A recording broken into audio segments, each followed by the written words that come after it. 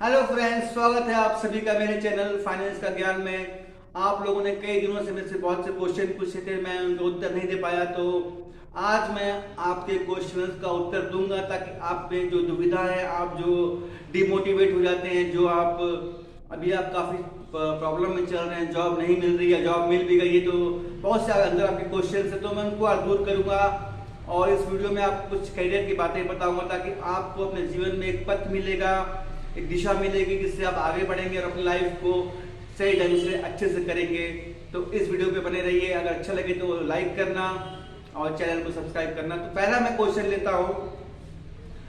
Chauhan brothers का कहना है कि सर, फाइनेंस लाइन में टारगेट कितना होता है, टारगेट कितना होता है, टारगेट पूरा नहीं हुआ तो क्या होगा। देखिए, टारगेट डिपेंड करता है कंपनी के ऊपर कि कौन सी कंपनी कितना टारगेट देती है, आप किस पोस्ट पे हो और आप मंथ कौन सा चल रहा है, सीजन कौन सा चल रहा है, दिवाली का सीजन है या फेस्टिवल का सीजन है तो टारगेट ज़्यादा होते हैं।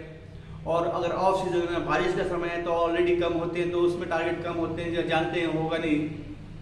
लेकिन टारगेट के पीछे आप टेंशन मत लीजिए। टारगेट आपको दिया गया है, पूरा नहीं भी हो गया, आपको अगर 6 गाड़ी का टारगेट दिया गया है, आप 4 भी करते हो तो समझ लो टारगेट पूरा हो गया है। लेकिन 6 गाड़ी का टारगेट है, आपने 1 किया तो टारगेट उसमें पूरा नहीं हुआ। अफकोर्स वो ज़्यादा टारगेट, अगर उनका रिक्वायरमेंट 4 गाड़ी का टारगेट है तो आपको 6 देंगे, क्योंकि वो जानते हैं कि 6 तो पूरा होगा नहीं, तो 4। तो ऐसा समझ लीजिए कि जितना आपको टारगेट दिया गया है उतने ही पूरा करना है। पूरा हो जाता है तो बेटर है। इसमें करना क्या है, देखो आप हर फाइनेंस में रीफाइनेंस होता है। इसका सबसे बेस्ट बताता हूँ सोल्यूशन कैसा है कि आपका टारगेट बाई चांस पूरा नहीं हो रहा है, आपको 8 का टारगेट दिया गया है, 6 का टारगेट दिया गया है, वो पूरा नहीं हो रहा है बाई चांस, तो क्या कर सकते हैं आप। जो कस्टमर का बहुत किस्त ड्यू है, जो कस्टमर का वो बहुत 5-6 महीने से वो किस्त नहीं पटा रहा है, तो क्या कर दीजिए, उस कस्टमर को बोलिए सर आपका गाड़ी खींचने वाला है, उसको डराइए थोड़ा कि आपकी गाड़ी खींच जाएगी, आपको प्रॉब्लम हो जाएगा, आपका ये सब हो जाएगा, आप रीफाइनेंस कर लीजिए। रीफाइनेंस करेंगे तो आपको फिर से नया लोन बनेगा, आप जितने ड्यू हैं वो सब पेनल्टी सब दूर हो जाएंगे और आपको फ्रेश आपका केस बन जाएगा। तो ऐसा बोलेंगे तो वो मान जाएगा, जिसमें आपका एक फाइल आराम से इजी बन जाएगा। हम लोग ऐसे करते थे, हमारा भी टारगेट नहीं पूरा होता था, तो जितने भी ड्यू कस्टमर के हैं, जैसे किसी का 8 किस्त ड्यू है, किसी का 4 किस्त ड्यू है, किसी का 5 किस्त ड्यू है, उसको हमने रिफाइनेंस कर देते थे। तो इस प्रकार ही लोग करते हैं और ऐसे ही हो सकता है। अब जो कार कोई खरीद ही नहीं रहा तो कहाँ से आप फाइनेंस करोगे। आप जब मार्केट में कार ही नहीं बिक रही तो कहाँ से आप फाइनेंस करोगे। तो रीफाइनेंस बहुत एक अच्छा ऑप्शन है। रीफाइनेंस के जरिए आप अपना टारगेट अचीव कर सकते हो और हर मंथली अचीव कर सकते हो। और ऐसे केसेस को बचा के रखिए। आपके पास जब केस करने लग जाएंगे तो आप हमेशा ध्यान रखिए कि 4-5 केस भविष्य में बचा के रखना, जिनका केस ओवरड्यू है। कुछ बोलना मत उनसे, पैसा ही मत लेना उनसे, उनको बचा रखना। कभी भी आपका टारगेट का बात आए तो उस समय उनका प्रयोग करना, किस जिनका ड्यू हो गया है उनको रिफाइनेंस कर देना, आपका फाइल बन जाएगा। 4 कस्टमर का भी आपने रिफाइनेंस कर दिया तो 4 फाइल आपका हो गया। आपको 6 दिया गया था, 2 केस तो आपको ऑलरेडी मिल जाएगा। अगर पूरा नहीं भी करेंगे तो कोई दिक्कत नहीं होता है, कुछ नहीं कर सकते। ऑलरेडी टारगेट अगर 6 कर दिए हैं तो उनको 4 ही फाइल चाहिए होता है। वो 6 इसलिए बोलते हैं क्योंकि आपको 6 का देंगे तो कम से कम आप 4 तो करेंगे। हाँ, 6 का दिया आपने, 1 किया तो टारगेट पूरा नहीं हुआ, लेकिन 6 का आपको दिया तो आपने 3 भी कर दिया ना, टारगेट पूरा है। कंपनी है, चलाना है, उनको एम्प्लॉय चाहिए, वो 10 बार एम्प्लॉय ढूंढने नहीं जाएगी, 10 बार इंटरव्यू नहीं करेगी, तो आपसे ही काम करवाएगी। तो प्रेशर में डालती है। टारगेट आजकल हर जगह होता है, गवर्नमेंट लाइन में भी हो गया है, आजकल गवर्नमेंट भी आकर टारगेट देती है, सरकारी जॉब में भी। तो कोई बात नहीं, एक जीवन का हिस्सा है टारगेट। आप मान के चलिए, आपको काम करना है तो टारगेट मिलते रहेगा, और टारगेट मिलेगा तो आप अच्छे से काम भी करेंगे, आपको इंसेंटिव भी मिलेगा और आप पैसा भी अच्छा कमाएंगे। तो टारगेट में टेंशन मत लेना, कुछ नहीं होगा, कोई आपको जॉब से नहीं निकालेगा। फरमान एजुकेशन जी का सवाल है, सर श्रीराम फाइनेंस में जो न्यू ज्वाइनिंग को 13,000 रुपये सैलरी दे रहा है, इसी में सब खर्च है या कैसा है। देखिए, जहाँ तक मैंने पता किया है और जहाँ तक मेरे शहर में तो 19,500 रुपया न्यू ज्वाइनिंग को सैलरी दे रहा है, ठीक है। और मेरे स्टेट छत्तीसगढ़ में तो 19,000 दे रहा है। आप कौन से स्टेट से बात कर रहे हैं, 13,000 दे रहा है तो वो बहुत कम दे रहा है। उनसे बात कीजिए कि बाकी स्टेट में 19,000 रुपये सैलरी है, 500। और श्रीराम जब एक कंपनी देती है तो एक ही सैलरी देती है। हाँ मतलब कोई मेट्रो सिटी है तो वहाँ ज़्यादा देगी, बाकी छोटे मोटे हर शहर में एक ही सैलरी होती है। तो श्रीराम फाइनेंस का 19,500 रुपये सैलरी है, उसमें पेट्रोल मिला के है, प्लस आप जो काम इंसेंटिव करेंगे तो ऐसे करके आप 25 से 30 हज़ार रुपये कमा सकते हैं। एक्स्ट्रा कमाई अगर करना चाहें तो और भी कमा सकते हैं, लेकिन 19,500 रुपये आपको मंथली आपको मिल जाएगा, ये सैलरी है। अगर आपको कम दे रहा है तो आप अपने VM से बात कर सकते हैं और सैलरी बढ़ा सकते हैं, कोई बात नहीं, बात करने में कोई दिक्कत नहीं जाता है। आप बताइए कि सर 19,500 रुपये सैलरी चल रहा है, आप भी बढ़ा के दीजिए, तो ज़रूर आपके लिए कुछ नहीं करेंगे। हेड ऑफिस से बात कीजिए, कुछ न कुछ आपको सोल्यूशन हो जाएगा। टेक्निकल रोहित जी का सवाल है कि सर फाइनेंस जॉब के लिए अप्लाई कैसे करें। सर मैं इसके लिए वीडियो बना चुका हूँ, अप्लाई कैसे करना है। फाइनेंस जॉब के लिए अप्लाई करने के लिए सबसे अच्छा है आप एक तो ऑफिस विजिट कीजिए, क्योंकि इन लोग ऑनलाइन बहुत कम निकालते हैं। श्रीराम का ऑनलाइन निकल जाता है, लेकिन चोलामंडलम, महिंद्रा वो ऑनलाइन बहुत कम निकालते हैं।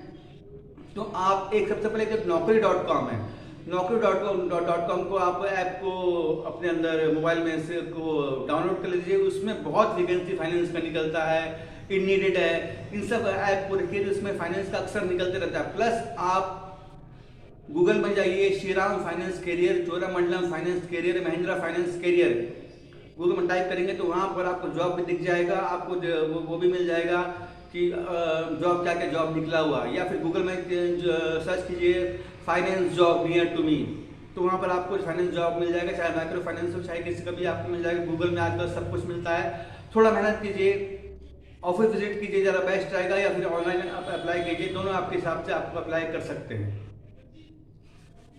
रॉकस्टार BOI का कहना है कि सर आप नहीं जानते मैंने कितने लोगों को मदद किया है, लेकिन मैंने बहुत ट्राई किया, कोई मेरी मदद नहीं कर रहा, कोई मेरा रेफरेंस नहीं कर रहा है, कोई मदद नहीं करता है।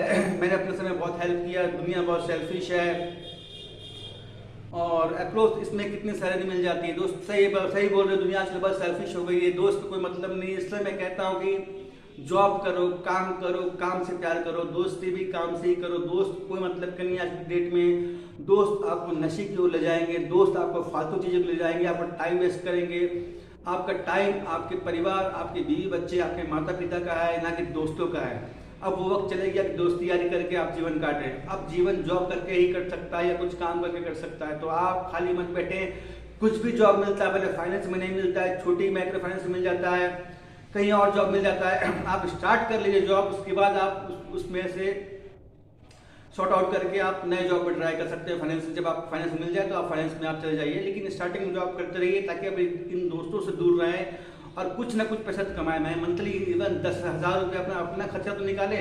जब आप मार्केट में रहेंगे तो आपको 10 जॉब का ऑफर होगा। जब आदमी काम करता है तो काम करते करते उसको 10 जॉब का ऑफर होता है। जब आदमी खाली बैठा होता है ना तो उसके पास कुछ काम नहीं होता। यही एक मार्केटिंग और एक जॉब का है कि अगर आपके पास काम है तो आपको 10 काम मिलेंगे, अगर आपके पास काम नहीं है तो आपको एक काम नहीं मिलने वाला। तो आप दोस्तों को छोड़िए, आपको जहाँ जॉब मिल रहा है वहाँ कीजिए। और फाइनेंस कंपनी में ट्राई करना है तो आप फाइनेंस कंपनी का ऑफिस विजिट कीजिए, मेहनत कीजिए, 1-2 महीना ऑनलाइन ट्राई कीजिए, या जहाँ जॉब मिलता है वहाँ पर आप कर लीजिए। तो आप अगर 5-6 महीने जॉब कर लीजिए, उसके बाद सैलरी भी अच्छी मिल जाएगी, आपको पैसा दिया जाएगा, तो आप उसके बाद अपने सुटेबल जॉब आप ढूंढ सकते हैं। मेरा यही कहना आपको बड़े भाई के हिसाब से। क्रेजी कंटेंट YT का सर जी का सवाल है, सर ये सेल्स क्या है और सेल्स कैसे करें। देखिए सेल्स क्या है, मैं बोलूँ सेल्स किसी भी चीज को बेचना ही सेल्स है, चाहे वो आलू हो, प्याज हो, कोई भी बिजनेस ही सेल्स है यार। आपको और कैसे करें वो बोले तो आपको कुछ भी प्रोडक्ट दे दिया गया, चाहे वो प्याज दे दिया गया, आलू दे दिया गया, उसको आपको निकालना है। उसको आपको 10 टोक दे दिया गया, आपको वो 10 सेल कर देना है लोगों में। आप कहाँ करते हैं, किधर करते हैं, क्या करते हैं, यही सेल्स है। ये प्याज पे भी लागू होता है, फाइनेंस कंपनी में लागू होता है और सेल डिपार्टमेंट में भी लागू होता है। कुछ भी चीज को बेचना, चाहे मिट्टी हो, पौधा हो, पेड़ हो, पानी हो, उसको बेचना और उससे पैसे लेना, उसके बदले एवज में ही सेल्स है। और सेल्स कोई बड़ी बात नहीं है, आजकल मिट्टी तक बिक रहा है। लोग मिट्टी तक, धीरूभाई अंबानी में तो मिट्टी बेच दिया था इंग्लैंड वालों को। तो आप तो कार फाइनेंस, आप तो पैसा दे रहे हैं, पैसा कौन नहीं लेगा अगर फाइनेंस कंपनी में जॉब कर रहे हैं। कार सेल कर रहे हैं, बाइक सेल कर रहे हैं, तो आराम से आप पैशनेट होकर काम करें, अपने काम को टाइम दें। आपको अवश्य आपका सेल्स होगा, धीरे धीरे एक्सपेंस बढ़ता है। मार्केट में आप पे स्टार्ट किए जॉब तो तुरंत आपको रिजल्ट नहीं मिलेगा। 4-5 महीने आपको सेल्स में काम करेंगे तो ही आपके पास कस्टमर बनेंगे। धीरे धीरे कस्टमर बनते जाते हैं, आपका मोबाइल नंबर सर्कुलेट होते जाता है, तो आपके पास फ़ोन आते जाएंगे। जैसे मेरा भी मोबाइल अभी से यूट्यूब चैनल है, अब मेरे पास फ़ोन्स आते हैं, पहले नहीं आते थे, अब आते हैं, लोगों के फ़ोन्स आते हैं मेरे पास, सर ऐसा ऐसा। तो 5-6 महीने जब आप रोलिंग करेंगे, 1-2 फाइनेंस कर देंगे, तो उन्हीं के जरिए आपको और कस्टमर मिलेंगे, उन्हीं के जरिए और कस्टमर मिलेंगे। आपका मोबाइल नंबर अपने आप लोगों में बढ़ता जाएगा। फिर एक दिन ऐसा आएगा कि आपको बैठे बैठे सेल्स मिलेगा, आपको भागने की जरूरत नहीं पड़ेगी। एक दिन आता है, सबका एक दिन आता है कि बैठे बैठे सेल्स मिलता है, अगर आपने अच्छा मेहनत कर लिया तो बस दोस्तों, आज के लिए इतना ही। मैं कहना चाहूँगा, आप जिंदगी में निरंतर आगे बढ़ते रहिए, डरिए मत, डिमोटिवेट मत होइए। मैं आपके साथ हूँ और हमेशा आपके साथ रहूँगा। तो आपको कुछ भी क्वेश्चन है तो मेरे पर्सनली आप मेरे से कन्वर्सेशन कर सकते हैं, मेरी हेल्प ले सकते हैं। मेरा फ़ोन नंबर है 7204945416। ये मेरा पर्सनल नंबर है, आप मेरे से कॉन्टैक्ट करके कुछ भी हेल्प हो आपको तो ले सकते हैं। दोस्तों, आपको मैं जितनी सलाह देता हूँ, अपने एक बड़ा भाई की हैसियत से सलाह देता हूँ, उसको अमल कीजिए। मैंने लाइफ में बहुत से काम किए हैं, बहुत स्ट्रगल देखा है, बहुत उतार चढ़ाव देखा है, तो अपने एक्सपीरियंस को बताता हूँ। तो आप कृपया डिमोटिवेट मत हो, अच्छे से काम करो और लाइफ में आगे बढ़े। तो मिलते हैं दोस्तों अगली वीडियो में, तब तक के लिए बाय बाय और गुड बाय।